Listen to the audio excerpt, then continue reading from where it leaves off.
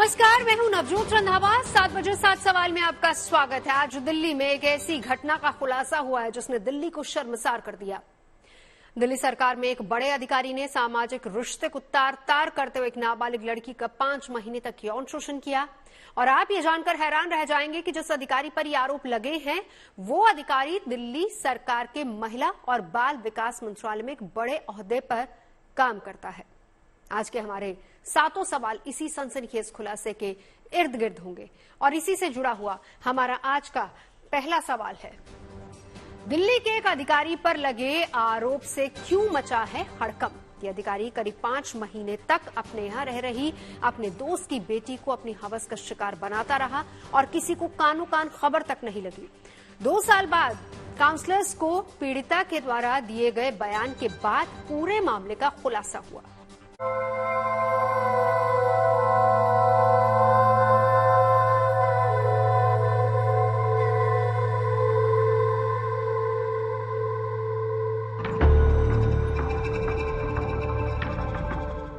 दिल्ली फिर हुई शर्मसार।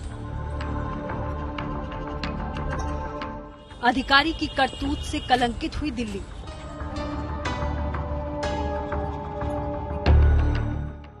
सरकारी बाबू ने किया नाबालिग से रेप। जिस पर किया भरोसा उसी ने दिया धोखा।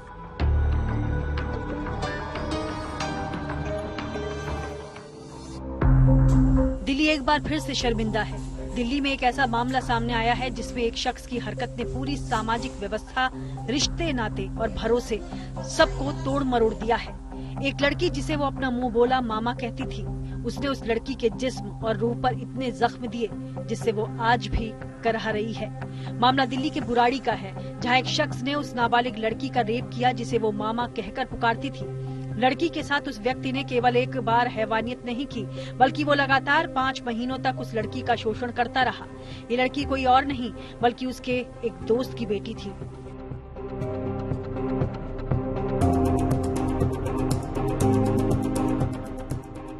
आरोपी दिल्ली सरकार का बड़ा अधिकारी है और विडंबना ये कि वो महिला और बाल विकास विभाग में ही डिप्टी डायरेक्टर के पद पर तैनात है। जिस विभाग पर महिलाओं के अधिकारों की रक्षा और उन्हें न्याय दिलाने की जिम्मेदारी है, उसी विभाग का बड़ा अधिकारी एक नाबालिग लड़की का बेखौफ होकर महीनों तक यौन शोषण करता रहा और किसी को कानों कान खबर तक नहीं हुई। मामला 2020 का है, जब वो लड़की अपने पिता की मौत के बाद अपने पिता के दोस्त के घर रहने के लिए आई। लेकिन उस लड़की के पिता का वो दोस्त हैवान निकला।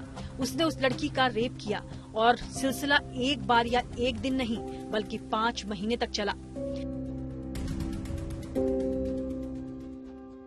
2-3 महीने का उन दिनों का नवंबर, दिसंबर, जनवरी का जो है गलत एक्ट का ये वहाँ शिकायत रही है। ये जो इसकी जो मामी ये कह सकते हैं, जो इनके जो लोकल गार्डियन थे उनकी वाइफ, इसको इसने बताया तो she told of the wrong act of her local guardian, जो हमारा अभी अक्यूज्ड है, जो later found out to be deputy director in women child development. इस मामले में अधिकारी के गुनाह की भागीदार उसकी पत्नी भी बराबर की थी, क्योंकि वो जानती थी कि उस मासूम लड़की के साथ आखिर हो क्या रहा है और वो किस तकलीफ से गुजर रही है। लेकिन उसने लड़की पर अत्याचार रोकने की बजाय अपने पति की मदद करने का फैसला लिया।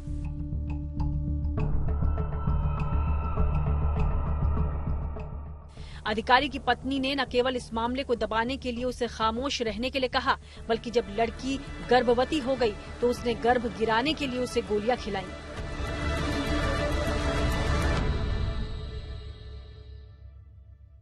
तो उनकी वाइफ थी, उन्होंने इसको अबॉर्शन पिल्स भी दी हैं। उसके बाद में ये इसके मदर को इसने बताया तो वो यहाँ अपने घर पे ले आई। थोड़ा स्ट्रेस, पैनिक, टेंशन में रहती थी। पुलिस ने इस मामले में एफआईआर दर्ज कर ली है और अधिकारी और उसकी पत्नी दोनों को हिरासत में ले लिया है और उनसे पूरे मामले की पूछताछ की जा रही है।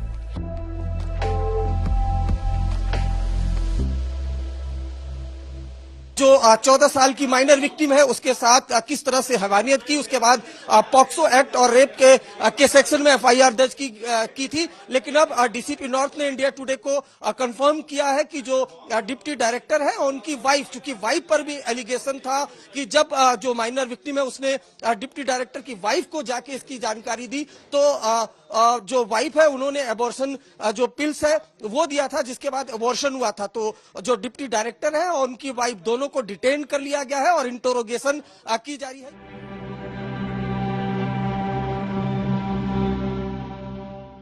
इधर सरकार ने भी घटना के सामने आने के बाद अधिकारी पर सख्त एक्शन लिया है। दिल्ली सरकार ने उस अधिकारी को सस्पेंड कर दिया है और दिल्ली के मुख्य सचिव से इस मामले की रिपोर्ट मांगी है।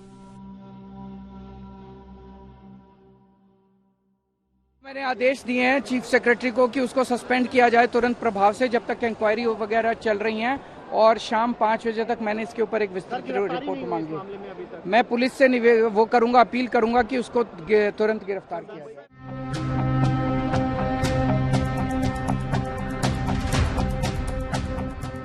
उस लड़की ने जिस व्यक्ति पर सबसे ज्यादा भरोसा किया, जिसको अपना अभिभावक समझा, उसी ने उसके साथ दरिंदगी की। उसको ऐसे जख्म दिए हैं जिसके निशान सदा के लिए उसके जहन पर अंकित हो गए हैं।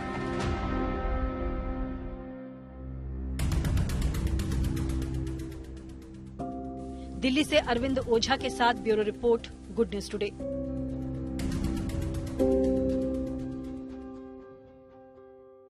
अधिकारी का पाप 2 साल तक छिपा रहा, लेकिन 2 साल के बाद ये मामला सामने आया पीड़िता के पैनिक अटैक से।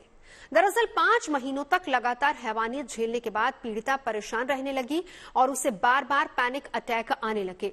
और इसी से जुड़ा हुआ है हमारा आज का दूसरा सवाल।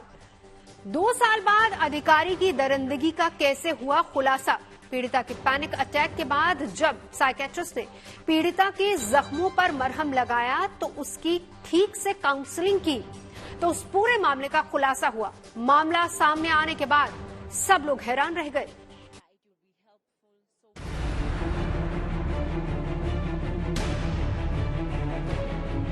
दिल्ली सरकार के एक अधिकारी पर नाबालिग लड़की के साथ लगे रेप के आरोप के बाद हड़कंप मच गया है। सरकारी अधिकारी ने जिस तरह से लगातार 5 महीने तक नाबालिग को अपनी हवस का शिकार बनाया, उसके बाद ये सवाल उठ रहा है कि आखिर इतने दिनों तक ये मामला सामने क्यों नहीं आया।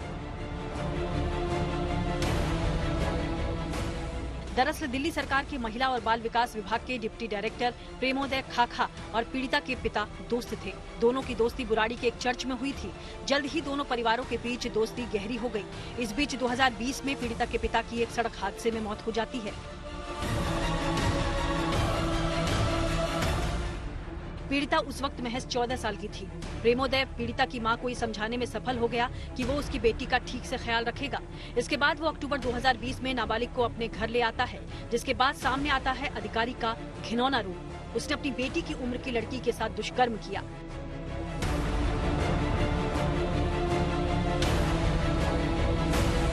जो इनके चर्च में मास कम्यून होता है, वहाँ पर ये आपस में जो इनकी फैमिलीज का मिलना हुआ है, ये पुरानी इनकी अब जान पहचान अच्छी है।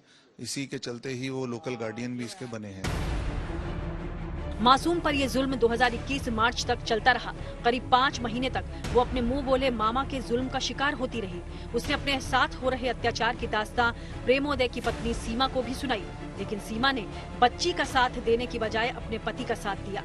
यहाँ तक कि जब उसे पता चला कि नाबालिग उसके पति के पाप की वजह से प्रेग्नेंट हो गई है, तो उसने लड़की को अबॉर्शन पिल्स देकर उसका अबॉर्शन करवा दिया। इससे उसकी तबीयत बिगड़ गई। इसके मदर को इसने बताया तो वो यहाँ अपने घर पे ले आई। थोड़ा स्ट्रेस, पैनिक, टेंशन में रहती थी। अभी ऑफ लेट अगस्त में फर्स्ट वीक में जब ज़्यादा पैनिक अटैक हुए तो इनको हॉस्पिटल में लेकर गई इनकी मदर। तो डायग्नोस के दौरान जो साइकेट्रिस्ट हैं उन्होंने जब अपना इनकी काउंसलिंग और इनकी जो मीडिएशन करी है उसमें ये बात निकल के आई है। डॉक्टर साहब ने पूरा कंफर्म करते हुए ये बताया है कि इस तरीके से इनका एक्ट हुआ है। इनकी स्टेटमेंट पे हमने पॉक्सो और जो रिलेटिव सेक्शंस हैं उसके चलते इस पे केस दर्ज किया है।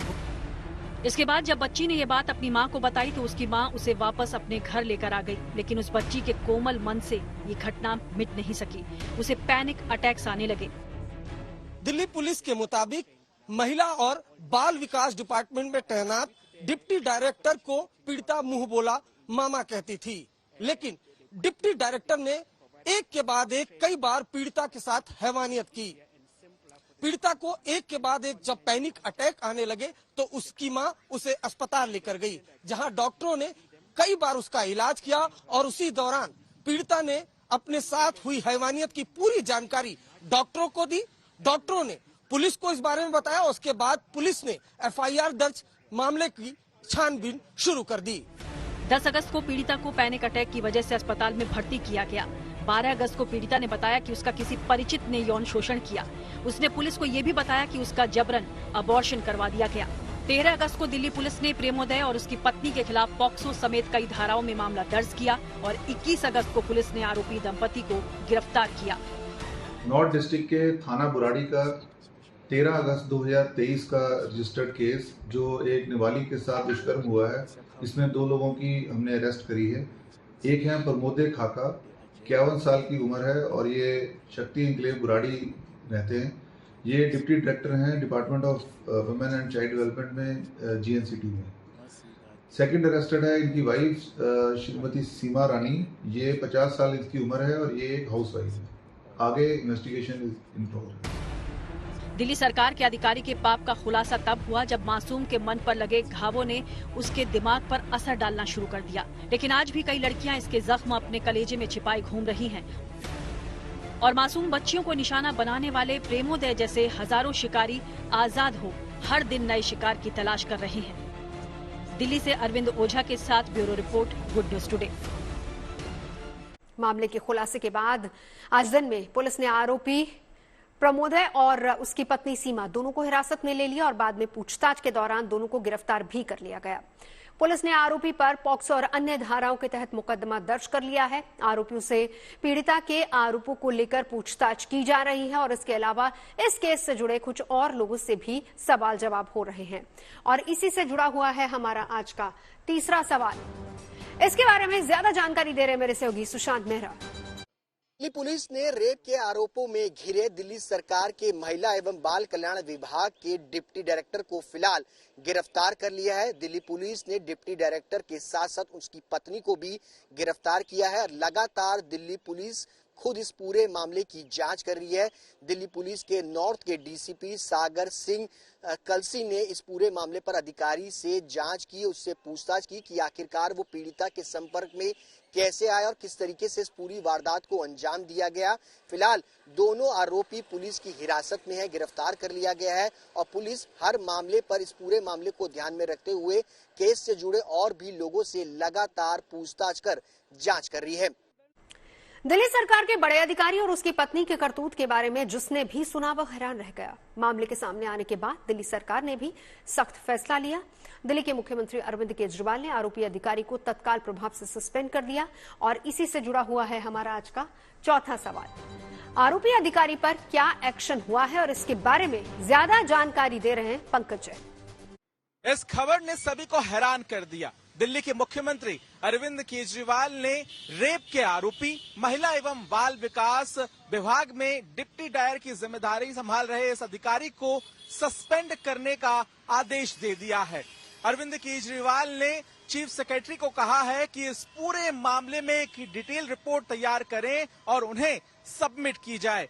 देखना यह भी होगा कि सस्पेंड होने के बाद कार्रवाई में कितनी तेजी आती है। दिल्ली सरकार कह रही है कि पीड़िता को अच्छे से अच्छा वकील दिया जाएगा ताकि उसे न्याय मिल सके। महिला पर अत्याचार के मामले में पीड़िता के मजिस्ट्रेट के सामने दिए गए बयान का कानूनी महत्व है। सुप्रीम कोर्ट के मुताबिक भी धारा 164 के तहत मजिस्ट्रेट के सामने दिया बयान आरोपियों को सजा दिलाने के लिए बहुत अहम है। लेकिन पिछले कुछ दिनों से नाबालिग पीड़िता की मानसिक स्थिति ठीक नहीं थी, लिहाजा उसका बयान दर्ज नहीं किया जा सका था। और इसी से जुड़ा हुआ है हमारा आज का पांचवा सवाल। सवाल है कि आरोपी को सजा दिलाने में पीड़िता के बयान कितने महत्वपूर्ण साबित हो सकते हैं। इसके बारे में ज्यादा जानकारी दे रहे हैं मेरे सहयोगी सुशांत मेहरा।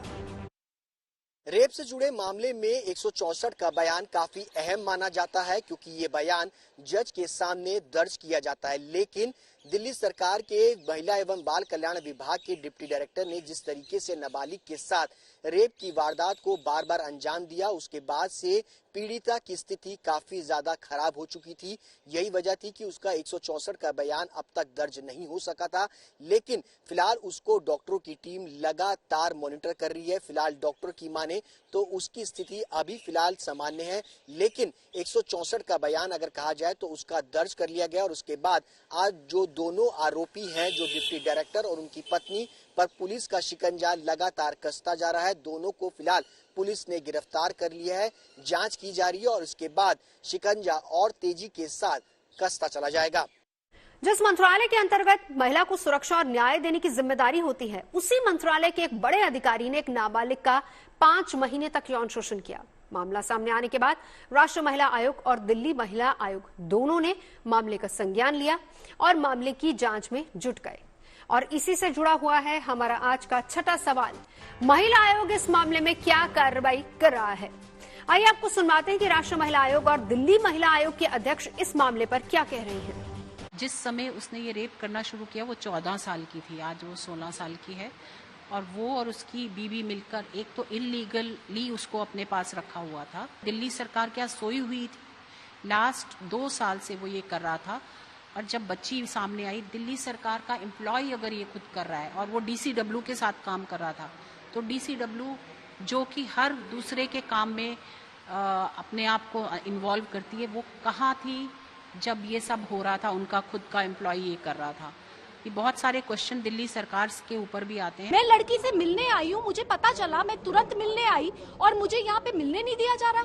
यहाँ पे अस्पताल के गार्ड मुझे बता रहे हैं कि ACP ने कॉल करके बोला है कि किसी भी हाल में दिल्ली महिला आयोग की अध्यक्ष अंदर नहीं आनी चाहिए, लड़की से मिलनी नहीं चाहिए। तो एक तो दिल्ली पुलिस अरेस्ट नहीं करती, 10-10 दिन हो जाते, पॉक्सो के केस में अरेस्ट नहीं करती। क्यों अरेस्ट नहीं करती? ये किस तरीके का दोहरा मापदंड है? इस तरीके के लोग जो कि रेपिस्ट मेंटालिटी के हैं और पावर में हैं, उनको दिल्ली पुलिस अरेस्ट नहीं करेगी। हमने दिल्ली पुलिस को भी नोटिस इशू किया है, हमने सरकार को भी नोटिस इशू किया है। अरेस्ट होना चाहिए, सस्पेंड होना चाहिए और साथ साथ दिल्ली महिला आयोग तो उससे मिलके रहेगा। दिल्ली में नाबालिग के साथ हुए रेप के बाद बीजेपी ने दिल्ली सरकार से सवाल पूछा, तो दिल्ली सरकार ने कार्रवाई का ठीकरा दिल्ली पुलिस के सर फोड़ दिया। और इधर दिल्ली महिला आयोग की अध्यक्ष पीड़िता से मिलने की मांग को लेकर अस्पताल में धरने पर बैठ गई, क्योंकि उन्हें पुलिस ने पीड़िता से मिलने से रोक दिया। ऐसे में हमारा 7वां और आखिरी सवाल है, नाबालिग के साथ रेप पर दिल्ली में क्यों हो रही है सियासत। नाबालिग के साथ हुए अत्याचार का मामला बेहद संवेदनशील है और सियासी पार्टियों से ये उम्मीद की जाती है कि वो इस संवेदनशील मामले पर संजीदगी से पेश आएं। लेकिन भारतीय सियासत में ऐसी संवेदनशीलता की उम्मीद करना बेमानी है।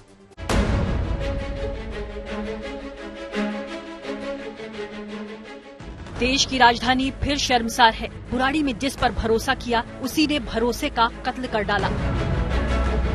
ऊंचे ओहदे पर बैठे एक शख्स पर अपने दोस्त की बेटी के साथ रेप करने और उसे प्रेग्नेंट करने का संगीन आरोप लगा, जिसके बाद बवाल मचा तो मुख्यमंत्री अरविंद केजरीवाल ने सोमवार को इस अधिकारी को सस्पेंड करने का आदेश दिया। साथ ही मुख्य सचिव से रिपोर्ट तलब की। दिल्ली सरकार के एक अधिकारी पर नाबालिग से दुष्कर्म के इस मामले ने लोगों को सकते में ला दिया। मामला बेशक संजीदा है। सोमवार को ही दिल्ली पुलिस ने अधिकारी पर FIR दर्ज की और शाम होते होते पुलिस ने अधिकारी और उसकी पत्नी को गिरफ्तार भी कर लिया। लेकिन गिरफ्तारी से पहले दिल्ली में इस घटना को लेकर सियासी ड्रामा खूब चला। बीजेपी ने आरोप लगाया कि दिल्ली सरकार की नाक के नीचे उनका ही एक अधिकारी एक मासूम नाबालिग का यौन शोषण करता रहा और किसी को कानों कान खबर तक नहीं हुई। सवाल ये बनता है कि क्या उनको ये पता था, क्या वो इससे ऑफिसर को पेट्रोनेज और प्रोटेक्शन दे रहे थे, और अब क्योंकि भांडा फूट गया है तो उनसे कुछ बोलते नहीं बन पा रहा है। सवाल ये है कि यदि वो उसको पेट्रोनेज और प्रोटेक्शन नहीं दे रहे थे तो आकर बताए कि उनकी नाक तले ये सारी चीजें होती रही, उनके नाक के सामने, आंख के सामने ये सारी चीजें होती रही और वो कुछ नहीं कर पाए। लेकिन दिल्ली सरकार ने कार्रवाई का पूरा ठीकरा दिल्ली पुलिस पर फोड़ दिया। आरोपी अफसर की गिरफ्तारी को लेकर दिल्ली सरकार के मंत्री सौरभ भारद्वाज ने भी अधिकारी की हरकत को शर्मनाक बताया, लेकिन साथ ही पुलिस की कार्रवाई पर सवाल उठाए। इससे घटिया और घिनौना काम कम सुनने में आता है। एक पिता के तौर पे एक मृत दोस्त की बेटी को घर लाना और उसके साथ ऐसा अत्याचार करना पूरी मानवता को शर्मसार करता है। ऐसे लोगों के ऊपर सख्त से सख्त कार्रवाई होनी चाहिए और उनकी पत्नी जिन्होंने उनका साथ दिया उनके ऊपर भी बराबर की कार्रवाई होनी चाहिए। सरकार बीजेपी या विपक्षी पार्टी सवालों सरकार के अधिकारी हैं, तो आप लोगों को इस पे सचेत रहना चाहिए। अधिकारियों के ऊपर तो पूरा का पूरा जो अधिकार है वो केंद्र सरकार और एलजी का है। आज हमारा अधिकार होता तो हम बताते हम क्या करते हैं। वहीं दिल्ली महिला आयोग अध्यक्ष स्वाति मालीवाल ने आरोपी अधिकारी की जल्द गिरफ्तारी की मांग की। तो वहीं भाजपा नेता मनजिंदर सिंह सिरसा इस मामले में आम आदमी पार्टी और उनके नेताओं को ही घेरते नजर आए। दिल्ली सरकार के गुरु ऐसे हैं। आप बात कर लीजिए, आम आदमी पार्टी के कौन से मंत्री के ऊपर रेप के चार्जेस नहीं है? किसी ने राशन कार्ड बनाने के नाम पे रेप किया, तो किसी ने वीडियो बनाने के नाम पर रेप किया, और किसी ने नौकरी देने के नाम पर रेप किया। वही अब उनके कर्मचारी भी कर रहे हैं। इधर स्वाति मालीवाल ने दिल्ली पुलिस के खिलाफ मोर्चा खोलते हुए दिल्ली के उस अस्पताल में हंगामा खड़ा कर दिया जिसमें पीड़िता भर्ती है। स्वाति ने पीड़िता और उसके परिजनों से मुलाकात करने की मांग करते हुए कहा कि जब तक उसे मिलने नहीं दिया जाएगा तब तक वो धरने से नहीं हटेंगी। डॉक्टरों का साफ कहना है कि अभी पीड़िता की स्थिति ऐसी नहीं है कि वो अपना बयान दर्ज करवा सके। इधर पुलिस ने आरोपियों को गिरफ्तार कर लिया है, लेकिन इस संवेदनशील मुद्दे पर भी सियासी दलों के बीच संवेदना कम, सियासत ज्यादा दिखाई दे रही है। Bureau report, good news today. 7 बजे 7 सवाल में अभी के लिए बस इतना ही।